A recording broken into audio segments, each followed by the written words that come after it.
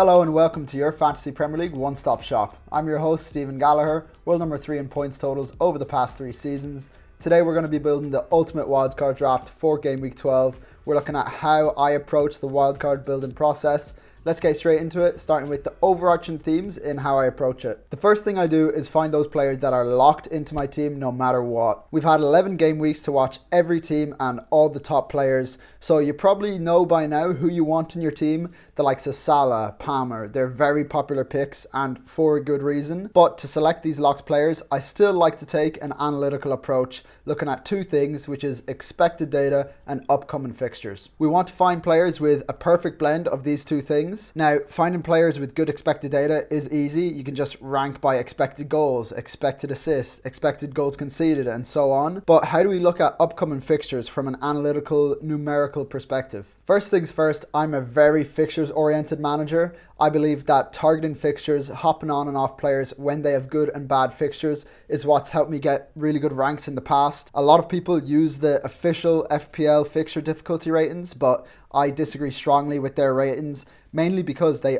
only go from 2 to 5. They don't adjust for home and away advantage, and they don't separate teams based on attacking and defensive strength. A team like Brentford is a perfect example. They're a 2 on the FPL fixture difficulty rating, but they rank 6th for XG and rank 16th for expected goals conceded. So they're a really good attack, not a team you want your defenders to come up against, but they're a really poor defense and a team that you want your attackers to play. So I made my own ratings using data from this season and created separate rankings for defensive and attacking fixture difficulty. This here is the defensive fixture difficulty ranking. Teams at the top have the easiest fixtures from a defensive perspective over the next 7 game weeks. We also see in the far right the defensive strength of these teams.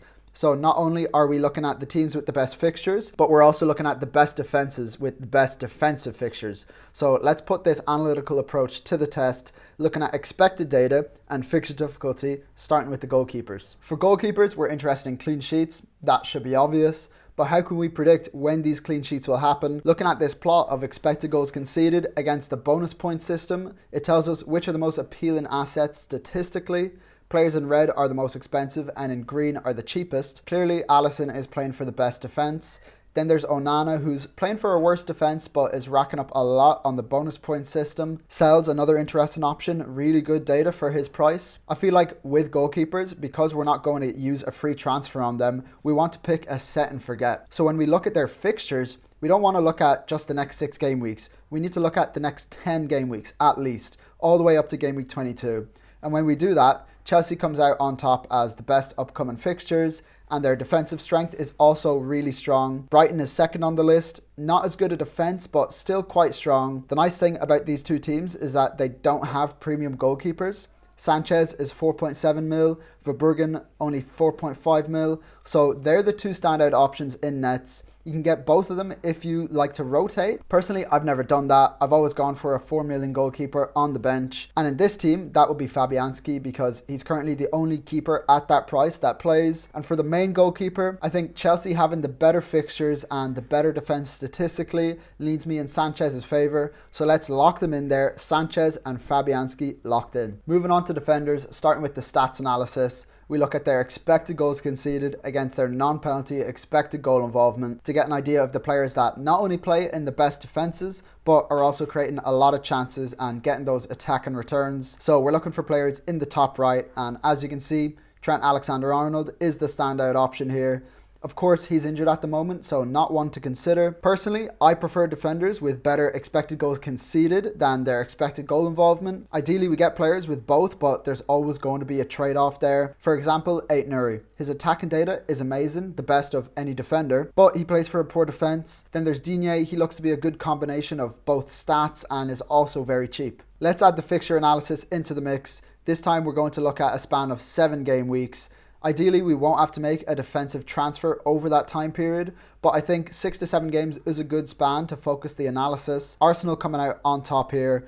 I look at that and I see their defensive strength. We all know how good the Arsenal defense is or can be. To me, that means I need an Arsenal player in my team. So let's go ahead and lock in Gabriel. He's the most attacking defender in a great defensive team with great upcoming fixtures. What's not to like? Back to the chart. One thing I want to look for before we dive in further is who is the best defence in the league, and the answer is Liverpool. Only 6 goals conceded in 11 games and 6 clean sheets so far, so a clean sheet in more than half of their games already. No matter who they play, I know I want a Liverpool defender. Yes, they play Man City and Spurs in the next 6 games, but around that, the fixtures are nice. But who do we go for? Trent's out injured. Robbo, he's a bit of a rotation risk with Tsimikas. That leaves Virgil van Dijk and Konate. They have a similar attacking data, so then it just comes down to price, and at 4.5 mil, Konate is the next player locked into the team. The next team with good fixtures and a good defensive strength rating are Newcastle, and they have a really interesting option in Lewis Hall. He's their most attacking defender, and he's super cheap. A great enabler for any wildcard team. He's locked in. After that, there's a mixed bag of teams. We know Brighton and Chelsea have good fixtures. Brighton have the likes of Ferdi Kadioglu, who's interesting. Chelsea have someone like Colwill, who's cheap and plays every minute. Bournemouth have Kirkes, who's an exciting young player. Man United have a lot of options and also a lot of uncertainty around who's going to play in those wing-back roles under Amorim. Aston Villa have Digne, who's been really good. The list goes on. It's safe to say that for the last 2 defender slots, there's no such thing as an absolute lock-in for my team anyways. So I'll fill those spots in later in the video when we do an analysis on defensive rotations, which is super interesting, so hold on for that. For now, let's move into the midfield. Looking at this plot of non-penalty expected goal involvement against the bonus point system, Palmer and Salah are the clear outliers. For me, we don't even have to look at their fixtures to know that I want them in my team, but we'll see that their fixtures are also great, and the big appeal for these guys is their captaincy potential based off their upcoming fixtures. They're the first 2 names on the team sheet.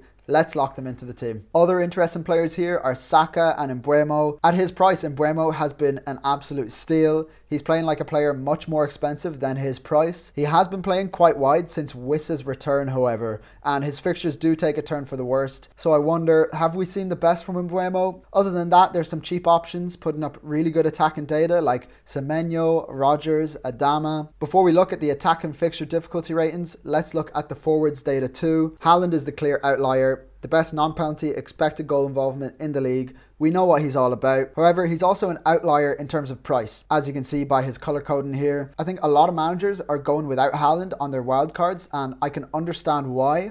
For a player at his price, a goal a game is simply not enough, and he's not even been doing that recently. I think with all the problems around City, Rodri injured, De Bruyne injured, they've lost a lot of form. These are 2 huge players that affect the players around them massively, so Haaland's appeal is reduced massively without these 2 on the pitch. My personal recommendation would be to go for a Haaland-less team on wildcard. In terms of what you can do with all the additional funds when you don't have him, the pros definitely outweigh the cons. To get a better perspective on the rest of the forwards in this plot, let's remove Haaland, and we can see that Nicholas Jackson seems to be the best option based off the data here. But there's a lot of really interesting cheap forward options to consider, the likes of Welbeck, Wissa, Cunha and Wood. They're all putting up really good data for their price, picking up a lot on the bonus point system. Looking at the more expensive forwards like Solanke, Watkins, Isak and Havertz, they really aren't doing too much to separate themselves from the more budget options, which to me means that going for a budget forward really seems like a good idea here, and it lets you free up funds elsewhere in your team. Let's move on to the fixture difficulty ratings from an attacking perspective. Brighton and Bournemouth rank in 1st and 2nd, and when I see that, and I know they're teams that like to attack, and I know that there's a lot of great budget options in both of those teams, I want a player from each of those teams, so I can free up funds and afford the more premium assets that I want. When I look at those players, statistically, Semenyo, he's had the best data for Bournemouth, and from Brighton, João Pedro has had the best per 90 data and is likely on penalties. They're both great value for what they give you. Let's lock them both into the team. 3rd on the rankings is Wolves, but their offensive strength is quite poor. I think Cunha is a great shout based off the fixtures. I just feel like there's cheaper players in better attacks, which makes me lean towards them instead. 4th on the rankings is Newcastle, and someone like Isak is a very interesting option to consider. He looks to be a man in form, his data looks very good, and Newcastle look to be a team reborn. The thing with Isak is that at his price, because he's one of the premium forwards, if he starts to lose form or gets injured, it's easy to move him to another premium option like Havertz or down to a cheaper forward and to upgrade your midfield. I think because of that, a punt on Isak is on the cards. He's got the form, he's got the fixtures, let's lock them in. Fifth on the rankings is West Ham, but their attack hasn't been particularly potent this season. Bowen is certainly an option from them, but not one I'm looking into personally. Sixth on the rankings is Chelsea. We've already got Cole Palmer locked in, but with how good their fixtures are, with how good their attack is, I think the double up on Chelsea attack is definitely a viable option. And I think you know who I'm going to go for here. The man in the top right of the forwards expected data plot, Nicholas Jackson. Get locked into the team. Seventh on the rankings is Arsenal. We saw Saka and Mbeumo in the top right of the midfielders expected data plot. He's Mr. Consistent, and something I discussed in my Gameweek 12 preview video yesterday was the return of Odegaard and what that means for the likes of Saka and Havertz. It makes them much better assets and it makes Arsenal better as a whole. I think with Saka's data this season, his consistency, Odegaard's return and these upcoming fixtures, he's really hard to look past. Let's get Saka locked into the team. That leaves only 3 slots and around 15 million to spend on 2 defenders and a midfielder, depending on your team value. In terms of team structure, I prefer to spend money in the 8 attackers, so 2 4.5-ish defenders is the structure I would go for. To decide on these 2 players, I create an algorithm that calculates the optimal defensive rotation based on the fixture difficulty. We remove Chelsea, Liverpool and Arsenal from the rotation as we're not going to bench Sanchez, Gabriel or Konate. We also remove teams that I'm not interested in their defences, such as Leicester, Ipswich, Southampton and so on. And finally, we ensure that Newcastle is in there so that we rotate Lewis Hall as well. And these are the results from the analysis. As you can see, I've also included which team you start in your lineup in every game week from the rotation. The number 1 choice is to rotate Hall with a Wolves and Man United player. So for me, that would be Aït-Nouri and Mazraoui. That would be the play. And it looks like a good option in my opinion, but I do have some concerns. Obviously, Man United have a new manager coming in and we don't know who's going to play where. The other concern is that there's a big benching headache in Game Week 16 between Aït-Nouri against Ipswich at home and Lewis Hall against Leicester at home. In second place is a Brighton and Man United player. I also really like the look of that. Kadioglu and Mazraoui would be the pick, but it does come with their concerns. I'd just be worried about their minutes in the long term and whether Kadioglu is actually fit right now. In third place is a Bournemouth and Wolves defender. That could be really nice with Aït-Nouri and Kirkez rotating. In fourth place, we see a Man City and Man United rotation. I think there's probably too much rotation in the City defence for my liking and all the uncertainty around Man United. Then we see a few teams repeating here. Aston Villa in a rotation with Man United in sixth place is also one that really interests me. I think Digne could be a really good pick based off his attacking data and Aston Villa's defensive data.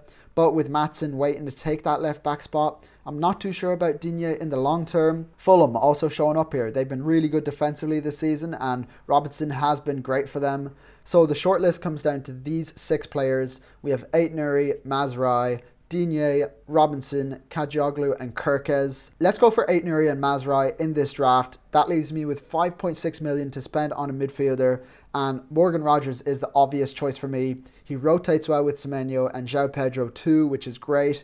And there you have it, a complete wildcard draft.